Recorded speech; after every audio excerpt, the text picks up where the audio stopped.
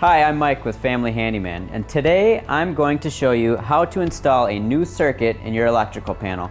Now this procedure is pretty easy, but working with electricity is no joke, and if you touch the wrong thing, it could cause you some serious harm. So if you feel uncomfortable doing any of these things along the way, call an electrician up.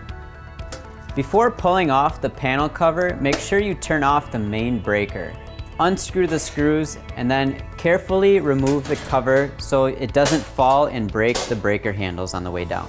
Now before we get to work, let's be certain that there is no power to any of the breakers in the panel. Use a voltage tester and test each of the hot wires coming out of the breakers. Next, let's talk about the parts of the panel. First two are the most important, which are the main lugs and the main line. Now, these two you do not want to touch because even if this main breaker is turned off, these will still be live. Underneath the main breaker is the individual circuit breakers, and then those are attached to the circuit bus.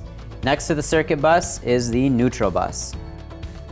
Now we're ready to run our wire into the panel to connect our new circuit. To run a new cable, you'll have to knock out one of these knockout holes. Punch it out, pull it out through the bottom, and then you're ready to run your new cable.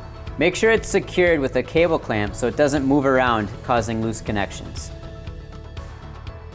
Now that the cable is in the panel, I'm ready to start making my connections. Now I've got my wires stripped and routed to about where I want them. There's an empty spot up here for the ground, and an empty spot down here for the neutral on the neutral bus. Insert the wires into the neutral bus, and then tighten the clamp down, secure. And the neutral line goes in another empty spot down here. Insert the wire into the bus, and then tighten it down nice and snug. Then connect the hot wire to the circuit breaker. Do it the same way, insert the wire and snug it up.